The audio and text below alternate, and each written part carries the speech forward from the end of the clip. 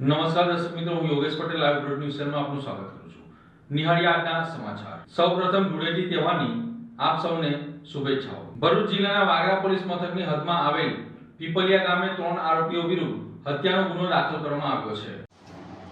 Vagra police મથકની હદમાં આવેલ પીપલિયા ગામે ફરિયાદી જગદીશ રાઠોડના રાત્રિના 8 વાગ્યાના અરસામાં પોતાના ઘરના ઓટલા પર બેઠા હતા. તે સમય દરમિયાન ત્રિપુટી વિનોદ વસાવા, બિપિન વસાવા તેમજ નગીન વસાવા દ્વારા પીપળિયા ગામના મોહમ્મદભાઈની દુકાન પાસે ફરિયાદીના પૌત્ર જગદીશ રાઠોડના ઉપર હુમલો કરીને ગાળાગાળી કરી ઝઘડો કરી રહેલા હતા. તે સમય દરમિયાન જગદીશ રાઠોડના દાદા સોમાભાઈ રાઠોડ વચ્ચે પડી તેને બચાવવાનો પ્રયાસ કરી રહ્યા હતા. તે સમય દરમિયાન ત્રિપુટીઓ દ્વારા સોમાભાઈ રાઠોડની છાતીમાં લાકડા અને લોખંડના પાઇપ વડે ફટકા મારતા તેઓને ગંભીર ઇજાઓ પહોંચી હતી. સોમાભાઈ રાઠોડને ગંભીર ઇજાઓ પહોંચતા હોસ્પિટલ ખાતે સારવાર અર્થે ખસેડવામાં આવ્યા હતા. ત્યારબાદ તેઓની 9 દિવસના સારવાર દરમિયાન મોત નીપજ્યું હતું. ત્રણેય ત્રિપુટીઓ સામે હત્યાનો ગુનો દાખલ કરવામાં આવ્યો હતો. તારીખ 24/2/2026ના રોજ વાગરા પોલીસ સ્ટેશનમાં એક મારામારીનો ગુનો નોંધાયેલો હતો. જેમાં આ કામના જે ફરિયાદી શ્રી છે પીપલિયા ગામે એમના ઘરે ઓટલા પર બેઠેલા હતા ઘરે, ત્યારે આ કામના જે તોમતદાર છે વિનોદ રમેશભાઈ વસાવા, બિપિનભાઈ રમેશભાઈ વસાવા અને નગીનભાઈ હીરાભાઈ વસાવા ના હોય આ જે ફરિયાદી છે એમના પુત્ર જગદીશભાઈ સુરેશભાઈ રાઠોડ નાઓને ગમે તેમ ગાળો બોલી અને એમને તમાચા મારી દીધેલા હતા. જે વખતે આ કહેવા જતાં આ કામના જે ત્રણેય તોમતદારો છે આ ફરિયાદી ઉપર લાકડાનો છપાડો મારેલો હતો તથા પાઇપ મારેલી હતી તથા મૂળ મારેલો હતો, જેના કારણે તેમને ગંભીર ઇજાઓ થતાં તેમને વડોદરા SSG હોસ્પિટલમાં દાખલ કરવામાં આવેલા હતા. ત્યાં એમને સારવાર દરમિયાન તારીખ 2/3/2026ના રોજ તેઓ મરણ ગતાં આ ગુનામાં હત્યાની કલમનો ઉમેરો કરવામાં આવેલો હતો. અને આ ગુનામાં જે સંડોવાયેલ ત્રણેય તોમતદાર છે વિનોદભાઈ રમેશભાઈ વસાવા, બિપિનભાઈ રમેશભાઈ વસાવા અને નગીનભાઈ હીરાભાઈ વસાવા ત્રણેય આ ગુનાને વાગરા પોલીસે તાત્કાલિક આ ગુનાના કામે અટક કરેલ છે અને આગળની તપાસ તેઓ ચલાવી રહેલ છે. ભરૂચ શહેરમાં 108 ઇમરજન્સી સેવા દ્વારા હોળી ધૂળેટી પર્વની ઉજવણી કરવામાં આવી હતી. ભરૂચ શહેરના 108 ઇમરજન્સી સર્વિસ દ્વારા ધૂળેટી પર્વની ઉજવણી કરવામાં આવી હતી.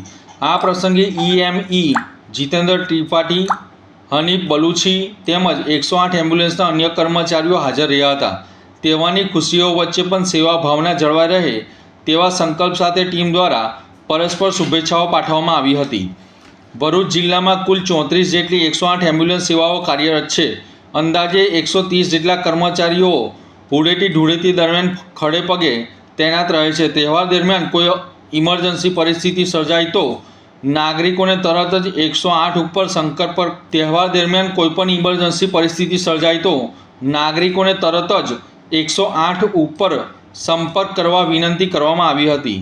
સેવા, સતર્કતા અને સમર્પણ સાથે 108ની ટીમ તહેવાર દરમિયાન જનસેવામાં ખડેપગ રહી હતી.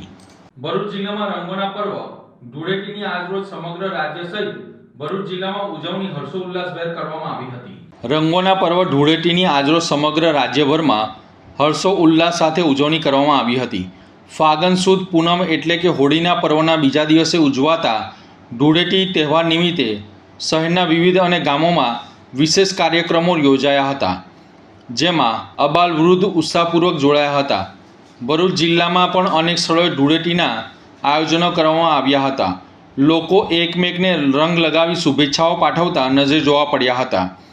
રંગબેરંગી ગુલાલ અને રંગોથી વાતાવરણ પ્રફુલ્લિત બન્યું હતું. શહેરના વિસ્તારોમાં નાના બાળકો પિચકારીઓ અને પાણીના ગુબ્બારાઓ સાથે ધૂળેટી રમ્યાના આનંદ માણતા દેખાયા હતા. યુવાનોમાં તહેવારને લઈને ખાસ ઉમંગ જોવા મળ્યો હતો.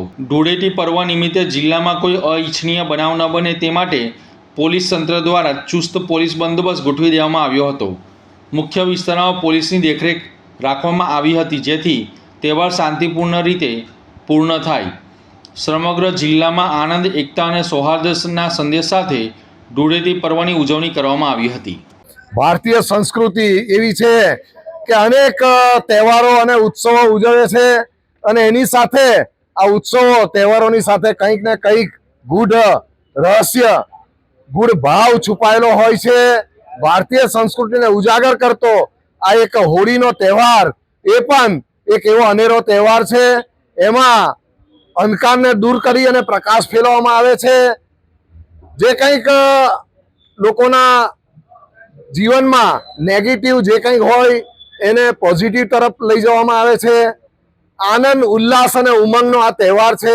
સૌના જીવનમાં ખુશી લાવે એવો આ તહેવાર છે અને ખૂબ જ સુંદર રીતે આજે ભારતીય જનતા પાર્ટી ભરૂચ જિલ્લા તરફથી આ તહેવારની ઉજવણી થઈ રહી છે. તો ભરૂચ શહેર અને જિલ્લાના સમગ્ર લોકોને આ હોળીના તહેવારની અને ધૂળેટીની રંગોના ઉત્સવની ખૂબ ખૂબ શુભેચ્છાઓ પાઠવું છું. એકતા એ જ લક્ષ્ય સંગઠન દ્વારા હોળી અને ધૂળેટીના પાવન તહેવાર નિમિત્તે સેવા વસ્તીમાં જઈને બાળકો સાથે ધૂળેટી પર્વની ઉજવણી કરવામાં આવી હતી.